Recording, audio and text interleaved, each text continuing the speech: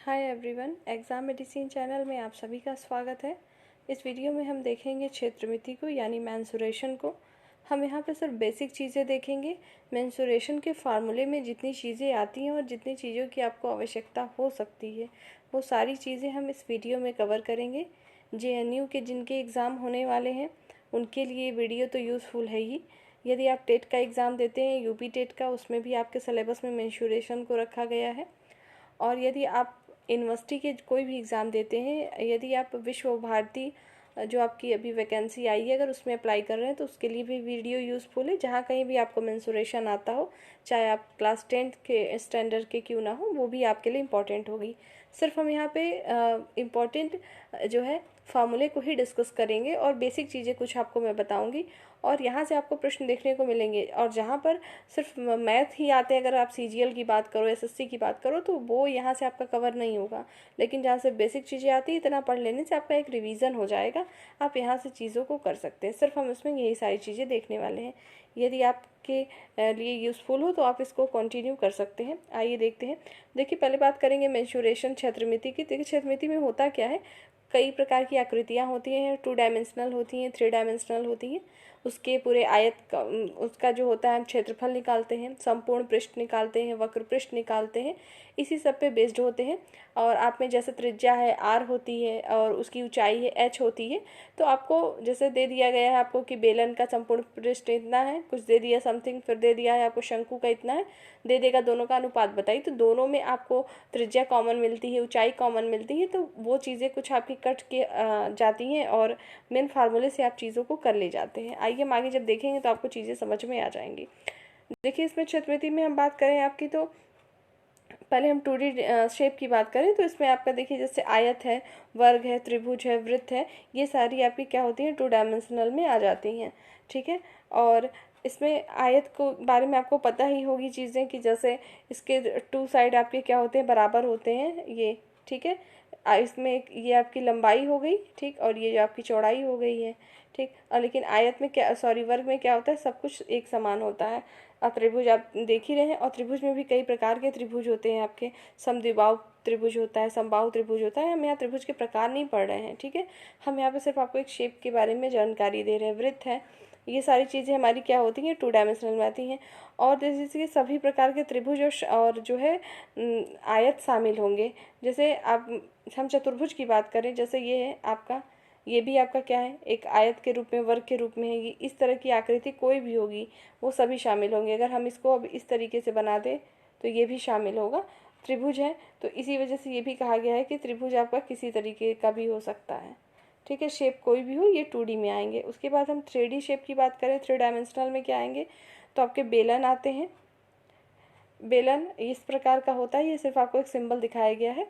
Image आप ऐसे भी देख सकते हैं यदि आपने इस चैप्टर को पढ़ा होगा। बेलनाकार कोई चीज़ होना, जो आपको गैस सिलेंडर में जो सिलेंडर प्रयोग करते हैं वो बेलनाकार का उदाहरण है। आप देख सकते हैं कि आपका इसी प्रकार से होता है। ऊपर ये क्या होता है, वक्र पृष्ठ की तरह से कर्व होता है, इस प्रकार से ये बेलनाकार होता है पूरा। ठीक, तो ये हो गया आपका गोला। और देखिए, आप अभी ऊपर पढ़े हैं वृत्त, वृत्त आपने देखा, और ये गोला। अब आपको वृत्त और गोला अगर एक जैसा लग रहा हो तो दोनों में अंतर होता है। जो गोला होता है कोई चीज़, उसमें ऊंचाई भी होती है, लेकिन वृत्त क्या होता है, जैसे आपने सरफेस पे एक वृत्त खींचा है, इसमें कोई आपकी ऊंचाई नहीं हुई, लेकिन वही गोली चीज़ रख दीजिए, बॉल रखिए या कोई ऐसा गोला शेप, तो उसकी क्या होगी, उसकी वृत्त तो होगी ही सर्कल, प्लस उसकी ये ऊंचाई भी होती है शामिल। ठीक है, तो जो गोला होता है वो 3D में शामिल होता है, 3 डायमेंशनल में होता है। उसी प्रकार से ये अर्धगोला होता है। अब गोले को ही अगर यहाँ से बीच से हम क्लाइन खींच दें तो ये भी अर्धगोला है, ये नीचे का भी अर्धगोला है। आप किसी भी तरीके के शेप को समझ सकते हैं अर्धगोले के सेंस में। उसी प्रकार से शंकु है, शंकु ये सामने बना हुआ है। शंकु का सबसे सिंपल सा एग्जांपल आप समझ सकते हैं, जो कैप आपकी होती है, बर्थडे आप लोग मनाते हो, जो कैप लगाते हैं वो होती है शंकु के आकार की। अगर इतना भी नहीं देखा होगा तो आप आइसक्रीम जब यूज़ करते हैं, आइसक्रीम खाते हैं, तो कोन की जो आइसक्रीम आती है कुछ इस तरीके से बनी होती है। ये उल्टी उसको कर दीजिए, पलट के जब रख देंगे तो आपको इस तरीके का शेप देखने को मिलेगा। यही आपकी शंकु होती है। शंकु में क्या होती है, ऊंचाई तो जैसे आपके बेलन में भी थी। ठीक है, जैसे ये हम बात करें, कुछ आपको बेसिक चीज़ें यहाँ समझा रही हूँ, उसको देख लीजिए ताकि आपको फिगर में समझने में दिक्कत ना आए। ये है इसकी ऊंचाई, ऊंचाई को H से डिनोट करते हैं, ये तो बेलन के लिए होती है। लेकिन शंकु में हमारी एक तिर्यक ऊंचाई भी आती है, जैसे इस तरीके से तिरछा होता है, ठीक है ना, इस तरह से शेप। ये समझने के लिए ठीक ठाक इमेज बन जाएगी, आपको समझ आएगा। देखिए ये जो इसकी ऊंचाई है ये तो आपकी एच होती है, लेकिन इधर की भी तो एक ऊंचाई होगी, तिरछी ऊंचाई है, इसलिए इसको तिर्यक ऊंचाई कहते हैं और इसको हम यल से डिनोट करते हैं। ठीक है, उसी प्रकार से आगे बढ़ते हैं। घन है और घनाभ है। घन और घनाभ की बात करें तो देखिए जो आपका ये होता है वर्ग, वर्ग से ही आपका क्या बनता है, घन बनता है। देखिए जैसे ये वर्ग है, चारों भुजाएं क्या होती हैं इसमें, बराबर होती हैं वर्ग से, तो वर्ग से ही घन बनता है, जबकि आयत से घनाभ बनता है। आयत ये होता है, चार चार भुजाएं इसमें भी होती हैं, लेकिन आयत और घन में अंतर होता है, ये आपको पता होगा। देखिए आयत और वर्ग की बात करें तो इसमें चारों भुजाएं, जैसे ये भी आपका ए है, ये भी ए, ये सेंटीमीटर में मान लीजिए तो सभी ए और ए ही होंगे, तो ये आपका वर्ग होगा। जबकि इसकी जैसे हम लंबाई की बात करें, मान लीजिए यहाँ पे ऐसे करते हैं, मान लीजिए आपका ये एल है और ये भी एल है, तो आमने सामने की भुजाएं बराबर हैं और ये आपकी चौड़ाई बी से मान लें तो ये बी है। ठीक, आप देख रहे हैं आयत में क्या है, दो आमने सामने की भुजाएं बराबर हैं, जबकि वर्ग में क्या है, सभी एक समान है। ठीक, तो यही होता है। तो जो आपका घन और घनाभ होता है, जो आपका वर्ग से क्या बनता है, घन बनता है, जबकि आयत से क्या बनता है, तो घनाभ बनता है। तो ये चीज़ें हो गई घन और घनाभ, ये सब के लिए भी पूछा जाता है। आप इमेज चाहें तो और आप इमेजेस देख सकते हैं, इंटरनेट पे भी अवेलेबल होती है। जैसे आपकी जो माचिस के डिब्बे आते हैं, जिसमें माचिस होती है, वो आपका घनाभ होता है, घन नहीं होता। घन क्योंकि उसमें देखेंगे आप, घनाभ माचिस की डिब्बी कैसी होती है, इस तरीके से होती है, एक साइज की नहीं होती है, लंबाई उसमें अलग अलग होती है, फिर चौड़ाई उसकी कम होती है। तो घनाभ का एग्जाम्पल उसको आप समझ सकते हैं। और ये देखिए जैसे इसमें क्या होते हैं, जो घनाभ होता है इसमें क्या होता है, 6 फलक होते हैं। फलक का मतलब पासा, आप देखे ही होंगे, पासा ऐसे जो आप लोग खेलते हैं, तो उसमें देखेंगे उसके 6 ही फलक होते हैं जब आप गेम खेलते हैं। तो इस प्रकार से मान लीजिए हमने यहाँ क्रिएट किया, ये मान लीजिए हमने बनाया। ठीक, तो इसके कितने फलक हो गए, 6 फलक हो जाते हैं। यहाँ से भी प्रश्न आपके रीजनिंग में पूछा जाता है, आपको पता ही होगा। 6 फलक कैसे हो गए, उसमें पॉइंट नहीं लिखा होता है, आपके 1 होता है, फिर 6 होता है, 3, 2, 4, 5 इस तरीके के बने होते थे। देखिए सबसे टॉप पे ऊपर जो दिख रहा है 1 हो गया, उसके जस्ट नीचे दूसरा हो गया, और सामने की उधर दिख रही है 3, और इस सामने की हो गई 4, और साइड की तो इधर का 5 और इधर का 6, इसी प्रकार से ये बनता है। और इसमें बात करें कि फलक कितने होते हैं, फलक तो आपने देख ही लिया कि 6 होते हैं। उसके कोर की बात करें, कोर का मतलब समझ रहे हैं, ये साइड वाली चीज़ें, जैसे ये आ रही है 1, 2, 3, 4। ठीक, उसके जस्ट नीचे भी वही होगा, 1, 2, 3 और ये 4, 4, 4, 8 हो गए। अब इसी तरीके से इधर का भी लेंगे, ये ऐसे बन जाएगा। जैसे आपका एक कमरा होता है, आप जहाँ भी होंगे, जहाँ ये सुन रहे होंगे आप बैठ के, उस चीज़ों को आप देखेंगे तो आपको खुद ही में समझ में आ जाएगा। अच्छा, छत आपकी जो होती है चारों तरफ से अगर घुमा दें तो ऊपर का सरफेस हो जाएगा, फिर नीचे घुमाएंगे तो नीचे हो जाएगा। तो उसी तरीके से ये आपका बना होता है। ठीक है, इस प्रकार से अगर हम देखें तो आपके 6 फलक हो गए, 6 कोर हो गए, ये ऊपर वाले हो गए, जस्ट इसके नीचे होगा, उसी तरीके से ये साइड वाला भी होगा। तो ये आपके हो जाएंगे, कितने होते हैं, 12 कोर होते हैं। लेकिन कोना का मतलब समझते हैं, ये वाले कोने, ये कितने होते हैं, ये 8 होते हैं।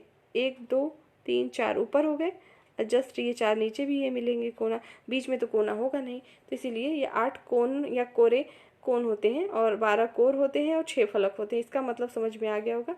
ये मैंने आपको ऐसे इंडिकेट कर दिया है कि यहाँ से आपको रीजनिंग में भी 1 नंबर के प्रश्न देखने को मिल जाते हैं। इसमें कुछ चीज़ें हैं, जैसे कि घन घनाभ में कोई चीज़ अगर आपको ना समझ में आए तो यहाँ कुछ चीज़ें मैंने नोट करी हैं, इसको आप देख लीजिए कि घनाभ की जो लंबाई, चौड़ाई एवं ऊंचाई होती है आपस में समान नहीं होती है। घनाभ में ऐसा क्यों नहीं होता, क्योंकि वो आयत होता है। मैंने बताया आयत से आपका घनाभ बनता है, और वर्ग से जो है आपका घन। मतलब मोस्ट इंपॉर्टेंट है, ये 2 ही चीज़ लिखी है लेकिन बहुत काम की है, इसे याद रखिएगा हमेशा। उसके बाद देखते हैं कि इसकी जो सभी फलक होती हैं, अर्थात जो सतहें होती हैं, आयताकार आकृति की होती हैं।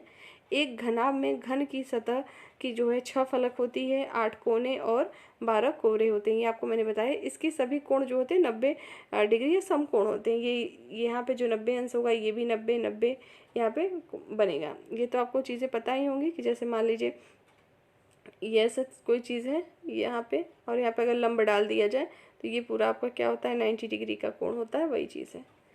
तो ये चीज़ें हमने देखी और आगे बढ़ते हैं इसमें। ये सब सारी चीज़ें बेसिक हैं, आपको चीज़ें पता होनी चाहिए इसलिए मैंने बता दिया। ये शब्द आपको सब सुनने को मिलेगा आगे इसी में। जैसे हम परिमाप की बात करें तो परिमाप को भी समझ लीजिए कि दे दिया कि अगर कोई आकृति है उसमें इतने इतने परिमाप है तो उसका कुल परिमाप कितना होगा। परिमाप का सिंपल सा मतलब होता है सभी भुजाओं का योग। आकृति आपकी चाहे जो हो, अभी आपको तो यहाँ पे एक आयत दिख रहा है, वर्ग भी हो सकता है, वो आपका त्रिभुज भी हो सकता है, कुछ भी हो सकता है, किसी का भी हम परिमाप निकालते हैं, ठीक है। लेकिन आकृति चाहे जो भी हो सकती है, सभी को जोड़ दीजिए आपस में।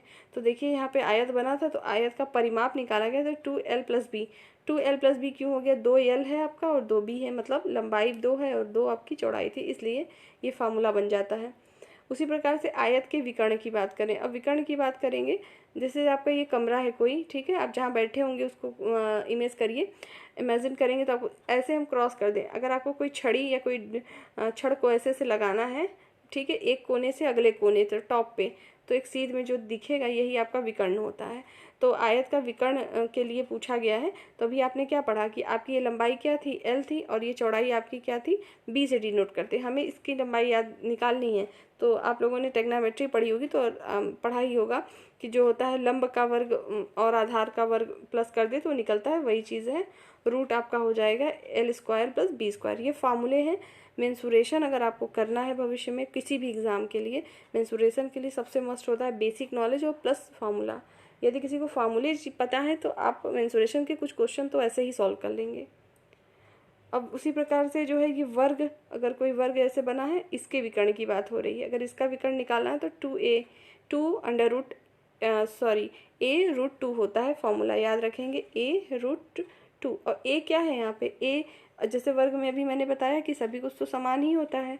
तो अगर मान लीजिए यहाँ पर a दिया है, यहाँ कुछ भी ना लिखा हो और क्वेश्चन में आपके दे लिखा है कि a = 8, तो 8 का मतलब आप समझ जाएंगे कि चारों भुजाएं जितनी हैं सब 8 ही होंगी, ठीक है। तो 8√2 इसका ये हो जाएगा। वर्ग का जो परिमाप होता है, परिमाप क्या होगा? 4a। 4a कैसे हुआ? अभी मैंने आपको बताया ना कि परिमाप का मतलब होता है सभी भुजाओं का योग। ये है a, यहाँ पर भी a है और ये भी a है। सभी भुजाओं का योग करेंगे तो क्या आएगा? a+a+a सभी को जोड़ेंगे तो 4a ही आएगा, इसलिए यहाँ लिखा हुआ है 4a। ये आपका एक फार्मूला क्रिएट हो जाता है, तो उसको याद रखेंगे।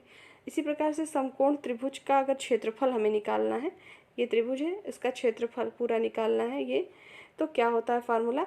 हाफ होता है, मतलब 1/2 आधार गुणे ऊंचाई होती है। त्रिभुज के फार्मूले के लिए याद रखेंगे। जैसे ये त्रिभुज हो गया, ये आधार होती है इसकी, ठीक है। और यहाँ पर अगर ये हम बीच में लंब डाल दें, मान लो ये आपकी इसकी ऊंचाई, अगर शंकु होता तो यहीं पे ऐसे बन के ये तिर्यक ऊंचाई भी हो जाती। आधार गुणे ऊंचाई को क्या कहते हैं? आपका समकोण त्रिभुज का क्षेत्रफल निकालने का ये फार्मूला हो गया। अब अगर वही समबाहु त्रिभुज है तो उसका फार्मूला क्या होगा? तो √3/4 × a² होता है इसका फार्मूला। ये याद रखेंगे, इसे फार्मूला याद रखने के लिए है। अब हम कुछ फिगर के बारे में जानेंगे जो कि आपको आगे काम आ सकते हैं मेंसुरेशन के फार्मूले में यूज़ करने के लिए, इसलिए सिर्फ यहाँ पे चीज़ों को मैंने दिया है। आयत की बात करेंगे। आयत शुरू में ही मैंने समझा दिया है, यहाँ ज़्यादा बताने की आपको आवश्यकता नहीं है। आयत आप देख रहे हैं, ये दोनों बराबर भुजाएं होंगी, ये और सभी में क्या होंगे? प्रत्येक कोण क्या है? 90 अंश का इसमें होता है। क्षेत्रफल की बात करें, क्षेत्रफल का मतलब पूरा ही है, l × b, गुणा करते हैं लंबाई गुणे चौड़ाई, तो आयत का क्षेत्रफल निकलता है। ये एक फार्मूला है आपका। वर्ग की बात करें तो उसमें भी मैंने बताया, इसमें भी 90-90 ही होते हैं इसके कोण, लेकिन भुजाएं भी बराबर होती हैं। तो इसके क्षेत्रफल निकालना हो a² वर्ग सेंटीमीटर। ध्यान रखेंगे कभी भी क्षेत्रफल निकालते हैं तो वो वर्ग सेंटीमीटर में होता है। उसके बाद हम बात करेंगे, अभी ये सब तो चतुर्भुज ही है ना, वर्ग भी चतुर्भुज ही है एक प्रकार का। चतुर्भुज का क्या मतलब है? 4 भुजा। चतुर्भुज 4 भुजाएं जिसमें होंगी, ये सब आपके चतुर्भुज है, ये भी है। अब उसी में से कुछ टाइप आते हैं जैसे एग्जाम में, उसको कुछ चीज़ें हम देखेंगे। समानांतर चतुर्भुज के विषय में देखेंगे। एक ऐसा चतुर्भुज जिसकी आमने सामने की भुजाएं एक दूसरे के समानांतर हों एवं बराबर हों, वो आपकी क्या होती हैं?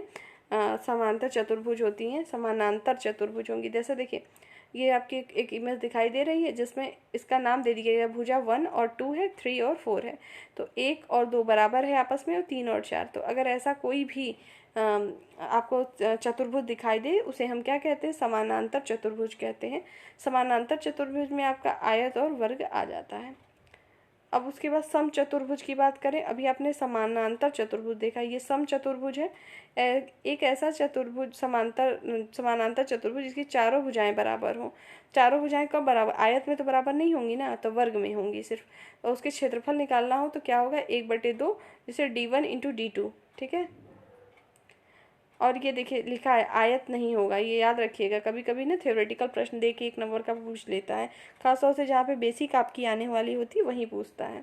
यदि आप सभी लोगों में से कोई candidate combined technical service exam दिए होंगे तो आपको इसमें से बहुत सारी चीज़ें देखने को मिलेंगी।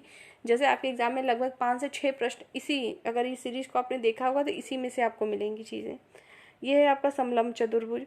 समलंब चतुर्भुज के विषय में देखिए, एक ऐसा चतुर्भुज जिसके सम्मुख भुजाओं का कोई एक जोड़ा जो है समानांतर हो, कोई एक जोड़ा समानांतर होना चाहिए। जैसे कि ए और बी जो है समानांतर के हैं, ठीक है। ए और बी क्या है, समानांतर है। इसका क्षेत्रफल निकालना हो तो 1/2 A + B × H, इसको निकालना होगा। अब यहाँ पे समकोण त्रिभुज की बात करते हैं। त्रिभुज के भी फिगर में कुछ चीज़ें बेसिक हैं, इसलिए इसको बता दिया जा रहा है। यहाँ इसको समझ लीजिए। त्रिभुज मतलब 3 भुजाएं होंगी, इसमें पता ही है। एक त्रिभुज जिसका एक कोण 90 अंश के बराबर होता है वो समकोण होता है। समकोण 90 अंश का होता ही है, तो ये है आपका 90 अंश का। और यहाँ पे कुछ चीज़ें फार्मूले देख लीजिए, ये बेसिक है। आपने अगर ट्रिग्नोमेट्री पढ़ी होगी तो वहाँ चीज़ें पढ़ी होंगी। देखिए जो ये आपको दिख रहा है ये इसका लंब हो गया, ये आधार बेस नीचे का हो गया, और ये जिस पे टिका हुआ है ये आपका क्या होता है, विकर्ण होता है। तो विकर्ण या कर्ण बोल सकते हैं, कर्ण है। तो ये फार्मूला होता है, इस फार्मूले को अच्छे से याद रखेंगे, हमेशा काम आता है। कर्ण का वर्ग बराबर क्या होता है, लंब का वर्ग प्लस आधार का वर्ग। अगर आपको बी का मान दिया है, ठीक, और सी का मान दिया, ए का पूछ लिया जाए, मतलब दे दिया जाए किसी त्रिभुज में उसका आधार 10 है, और मान लीजिए और दे दिया है कि कर्ण उसका दिया हुआ है 5, तो पूछा जाए कि उसकी लंबाई क्या होगी, तो लंबाई तब आप बता पाएंगे ना जब आपको ये फार्मूला हो पता होगा। अब इसी फार्मूले से 3 फार्मूले बन जाएंगे। आधार का वर्ग बराबर क्या हो जाएगा, तो आपको पक्षांतर करने आता होगा तो आप समझ जाएंगे। देखिए जैसे अभी आपने यहाँ पढ़ा B², बी क्या है इसकी, यहाँ पे बी दिया है, कर्ण है इसका, बराबर क्या होता है A² + C²। सी क्या है, आधार को डिनोट करता है, जबकि इसको अब हम पूछ दें A² का मान क्या होगा, तो A² = यहाँ से आप निकाल सकते हैं B² - C²। तो अब यहाँ से A² का मान निकल गया, 2 फार्मूले आपको हो गए। अब यहीं पे पूछ दे आधार कितना होगा, तो C² का अगर फार्मूला यहीं से बनाना हो आपको तो क्या बनाएंगे आप, B² - A²। ये सारी चीज़ें बेसिक हैं, जिनको जानकारी है उन्हें समझ में आ रही होंगी चीज़ें, ठीक। और ये फार्मूला जरूर याद रखेंगे। त्रिभुज का अगर क्षेत्रफल निकालना हो तो 1/2 आधार गुणे ऊंचाई, ये शुरू में भी था, मैंने बताया था।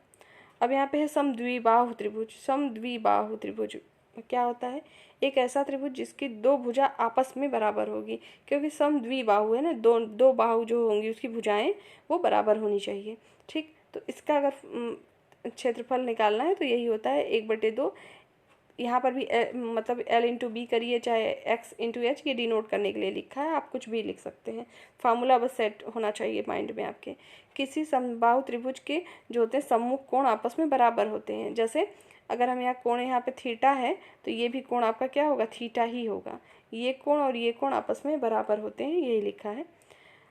परिमिति, परिमिति को जान लीजिए। परिमिति होती क्या है, किसे कहते हैं, इसको समझना है, सिर्फ एक नाम आता है, आपको कई बार पढ़ने में आएगा, तो उसके विषय में भी हम जानकारी रखेंगे। देखिए ज्यामितीय आकृतियों के बाह्य सीमा रेखा की लंबाई को परिमिति कहते हैं। जैसे अगर हम यहाँ कोई फिगर बनाएं ये इस तरीके से, और ये वाली लाइन सॉरी ये करेक्ट नहीं बना है, मैं अभी फिर से बताती हूँ आपको। देखिए जैसे आपने ये बनाया और इसको हमने आगे बढ़ा दिया और ये करके ये ऐसे हो गया, ठीक। तो ये जो इसकी बढ़ी हुई आकृति, अब यहाँ से अगर हम लंब खींच दें एक, तो ये जो बढ़ी हुई आकृति होती है वही उसकी क्या होती है, परिमिति होती है। सभी भुजाओं का योग बराबर परिमाप, ये शुरू में ही पढ़ा है आपने। देखिए अगर कोई चीज़ पूरा है और उसको आधा करना हो तो परिमाप है ये अर्ध परिमाप है। किसी भी अर्ध परिमाप बराबर क्या होगा, तो जो परिमाप होगा अगर उसमें 2 का हम भाग दे दें या 2 से उसको डिवाइड कर दें तो हमें अर्ध परिमाप निकल जाएगा। जैसे आपके कोई वृत्त होती है, ये इसकी त्रिज्या r होती है और पूरा क्या होता है 2r होता है, मतलब ये पूरा व्यास होता है d, ठीक। ठीक है। डी को व्यास से बताते हैं। अगर त्रिज्या का मान निकालना तो बटे 2 कर देते हैं। तो ठीक उसी प्रकार से ये आपका परिमाप है। अगर अर्ध परिमाप निकालना हो तो उसको 2 से डिवाइड कर दीजिए। अब यहाँ पे हम चीज़ें समझते हैं। यहाँ पे आपका दिया हुआ है किसी वृत्त का चाप क्या होता है। चाप आप लोगों ने जब 9th 10th में पढ़े होंगे, और जब हम रेखा गणित पढ़ा करते थे तो उन सब चीज़ों में आपने पढ़ा होगा। जैसे आपको कोई सर्कल खींचना हो तो आप ज्योमेट्री की सारी चीज़ों को यूज़ करते थे और एक सेंटर बिंदु लेते थे, ठीक। और एक पैरामीटर होता था कितनी त्रिज्या का चाप लेना, फिर वहीं से आप अपने प्रकार या कोई चीज़ को रख के उसको क्या करते थे, एक सर्कल खींच दिया करते थे। इसी में कुछ बेसिक चीज़ें हैं जिसको हमको जानना है। जैसे देखिए, वृत्त की परिमिति वक्र रेखा का एक हिस्सा एक खंड चाप कहलाता है। जैसे मान लीजिए, देखिए ये दिया हुआ है वृत्त है, इसका एक हिस्सा, कोई भी वृत्त होता है तभी वो बनता है जब उसका एक सेंटर बिंदु होता है। ये वृत्त मैंने खींचा है तो एक सेंटर इसका होगा, और हम अगर इसको यहाँ से ऐसे मिला लें तो ये एक हिस्सा हो गया, ठीक। ये अलग हिस्सा पार्ट हो गया। ये क्या होगा, ये त्रिज्य खंड हो गया। ये वृत्त का एक खंड अलग कर दिया, त्रिज्या के रूप में है ये, इसलिए इसको त्रिज्य खंड कहेंगे, ठीक। अब उसी प्रकार से जैसे कि अगर कोई वृत्त है, हम इसको सर्कल से इसको अलग कर दें तो ये क्या होगा, वृत्त खंड होगा। वृत्त से निकला है तो वृत्त खंड हो गया। और चाप क्या है, यही है आपका, जिसको चाप बनाकर ऐसे ऐसे करके सर्कल से आर्क जिसको कहते हैं खींचते हैं, ठीक। तो ए बी बराबर बी ए होता है, चाहे इधर से करिए चाहे इधर से, दोनों चीज़ें बराबर होती हैं। ये तो कुछ रही बेसिक चीज़ें, आपको समझ में आ गई होंगी। अब हम यहाँ से फार्मूले को देखेंगे कि जो मेन मेंसुरेशन का आपका फार्मूला है। अभी जितनी चीज़ें आपको मैंने बताई हैं ऊपर, वो सारी चीज़ें आपके माइंड में होनी चाहिए। इसको रिवीजन करिएगा 1 से 2 बार, तब चीज़ें आपको क्लियर होंगी, ऐसे नहीं होंगी, ठीक है। लेकिन ये है कि अगर आपकी बेसिक चीज़ें आती हैं एग्जाम में तो फार्मूले से ही कवर हो जाती हैं, ठीक है। आइए अब हम इस फार्मूले को देख लेते हैं। जैसे देखिए, वर्ग का हमें क्षेत्रफल निकालना है तो फार्मूला सिंपल सा होता है ए स्क्वायर। इसमें कोई समझाने वाली चीज़ नहीं है, वर्ग है, ठीक। सब बराबर होती हैं भुजाएं, अभी बताया था मैंने। तो इसका क्षेत्रफल निकालना हो तो फार्मूला डायरेक्ट याद रखिएगा, ए स्क्वायर होता है। आयत का क्षेत्रफल क्या होता है, तो लंबाई गुणे चौड़ाई होती है। यही चीज़ है, एल इंटू बी से डिनोट करिए या पूरा लिखिए, बात वही है। अब उसके आगे बात करते हैं तो घन का पृष्ठीय क्षेत्रफल क्या होता है। देखिए, पृष्ठीय क्षेत्रफल करेंगे या संपूर्ण क्षेत्रफल, बात वही होगी। जैसे मान लीजिए इस तरह से हमने कोई घन को बना लिया, ये मान लीजिए हमारा बना, ठीक। और घन है तो सब भुजाएं ए हैं। 6 आपने भी पढ़े थे फलक है, तो इसलिए क्या 6a स्क्वायर हो गया क्षेत्रफल। घन का आयतन निकालना हो तो क्या होगा, a क्यूब इसका आयतन होता है। घनाभ का पृष्ठीय क्षेत्रफल क्या होगा, घनाभ है तो घनाभ बताया था मैंने, आयतन से ही, आयत से ही घनाभ बनता है। तो उसमें क्या होंगे, 2 आपकी लंबाई होगी, 2 चौड़ाई होगी और ऊंचाई भी होगी, तो इसलिए 2lb + bh + hL, ये इसका फार्मूला होगा, ये ध्यान रखेंगे। उसी प्रकार से आगे बढ़ते हैं, घनाभ का आयतन निकालना हो तो फार्मूला क्या होगा, गुणा कर देंगे lbh, मतलब आपकी उसकी ऊंचाई भी होगी। देखिए, जो आयत होता है, सिर्फ आयत की बात करें तो इसमें आपकी क्या होती है, इसमें आपका ऊंचाई नहीं आ रहा है, लेकिन जैसे ही आप इसको घनाभ में तब्दील करेंगे, घनाभ अगर बन गया ये, तो उसमें क्या होगी, इसकी एक ऊंचाई भी अपनी हो जाती है। इसीलिए एल बी तो होगा ही, प्लस एच भी शामिल होगा, मल्टीप्लाई होंगे क्योंकि हमें आयत निकालना है। उसके बाद होता है वृत्त की परिधि। वृत्त की परिधि का फार्मूला होता है 2πr, ठीक।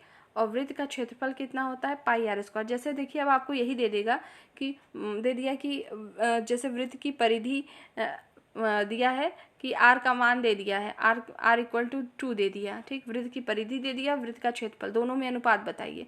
अब r का मान आपको पता है कि 2 होता है, तो आप निकालेंगे कैसे, अगर हम 2πr ऊपर रखेंगे, मान लीजिए अगर ऐसे अनुपात पूछा है और यहाँ पे πr² कर दे तो एक r से एक r ये नीचे कट जाएगा, पाई से पाई आपका हो जाएगा कट, 2/r बचेगा, और r का मान आपका 2 दिया है, काट देंगे तो 1 उसका आंसर आएगा, जो भी आपको क्वेश्चन रहेगा। मैंने सिर्फ एक एग्जाम्पल के तौर पे आपको बताया कि इस तरीके से प्रश्न पूछे जाते हैं बेसिकली। और ये देखिए, पाई का मान क्या होता है, 22/7 होता है, दशमलव वाले डिजिट नहीं रखते हैं, 22/7 सबको पता है। परिधि में जब हम जो व्यास होता है उसे मल्टीप्लाई करते हैं तो ये मान आता है, इसीलिए आपको डायरेक्ट याद रखना है, पाई बराबर क्या होता है, 22/7 होता है। वृत्त का अगर जिसको ये बहुत डेराइव करने की आवश्यकता हो सब कुछ, तो आप उस बुक का सहारा लीजिए और सारी डिटेल पढ़िए। मैं यहाँ पे सिर्फ आपको रिवीजन के तौर पे ये वीडियो दे रही हूँ, ठीक है ना। आगे देखते हैं, वृत्त का क्षेत्रफल क्या होता है, πr² होता है। बेलन का वक्र पृष्ठ क्या होगा, ये इसका वक्र पृष्ठ है, ये तो 2πrh होता है। नीचे भी ये वक्र पृष्ठ है, ये वक्र है, ठीक है। तो 2 पाई आर। अब बेलन का संपूर्ण पृष्ठ क्या होगा, ऊपर वक्र पृष्ठ तो शामिल होगा ही, ये बीच वाला भी हिस्सा शामिल होगा, इसलिए मैंने पहले ऐसे लिखा है कि ताकि अगर आपको डायरेक्ट ना याद हो तो ऐसे देखिए 2 पाई आर एच, ये क्या हो गया, बेलन का वक्र पृष्ठ, लेकिन हमें संपूर्ण चाहिए तो जो छोड़ा हुआ था भाग उसको भी शामिल करेंगे, तो 2 पाई आर स्क्वायर होगा। मेन उसका फार्मूला क्या होता है, ये होता है 2 पाई आर आर प्लस एच, ये आया इसी से है। देखिए इसमें कॉमन क्या है हमारा, 2 पाई आर कॉमन है, कॉमन कर लेंगे तो यहाँ बचेगा आपका आर प्लस एच, इसलिए ये फार्मूला बनता है। ठीक है, जिसको ऊपर समझ में आ जाए तो ठीक है ये चीज़ें, नहीं तो आप ये फार्मूला याद कर लीजिएगा। उसी प्रकार से बेलन का आयतन क्या होता है, तो बेलन का आयतन होता है पाई आर स्क्वायर एच। शंकु का वक्र पृष्ठ होता है पाई आर एल, इसमें तिरछी ऊंचाई आती है ये, ठीक। उसके बाद शंकु का संपूर्ण पृष्ठ क्या होगा, तो जैसे मैंने अभी इसमें देखा था ये वक्र वाला था ना, ये फोल्ड जो किया था इतना, लेकिन हमें संपूर्ण चाहिए तो हमको पूरे हिस्से को लेना होगा, तो इसी वजह से इसका क्या हो जाएगा, ये भी देखिए 2 पार्ट में ही है, पाई आर एल पहले तो आपने पढ़ा ही, प्लस आर स्क्वायर, इसलिए क्योंकि संपूर्ण पृष्ठ की बात हो गई। इसको अगर हम निकालेंगे फार्मूला तो होगा पाई आर आर प्लस एल, है यही चीज़, चाहे आप मान इसमें रखेंगे तब भी आंसर आएगा, इसमें रखेंगे तो भी आएगा। उसके बाद है शंकु का आयतन। शंकु का आयतन निकालने का फार्मूला क्या होता है, तो 1/3 पाई आर स्क्वायर एच।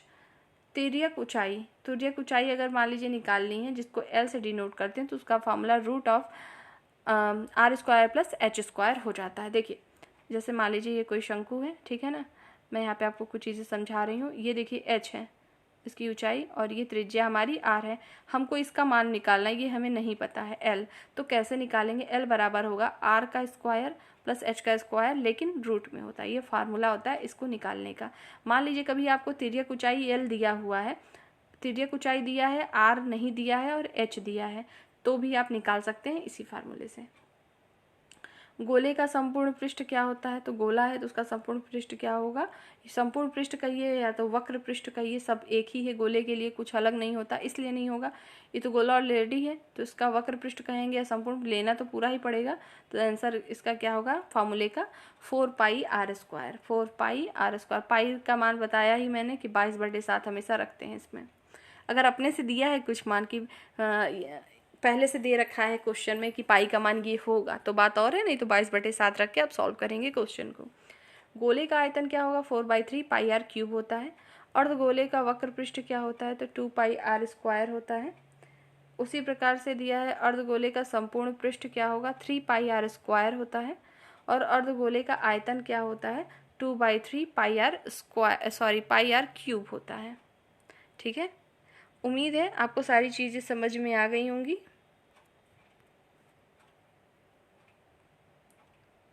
इसमें जितने फार्मूले मैंने बताए, जितनी चीज़ें बताई, यदि आप इसको रिवीजन कर लेते हैं तो आपके जो बेसिक क्वेश्चन हैं यहाँ से सॉल्व हो जाएंगे, लेकिन इसमें आपको वक्त देना पड़ेगा। आप सोचेंगे हम एक बार पढ़ तो लिए ही हैं, हो गया, तो ऐसा नहीं है।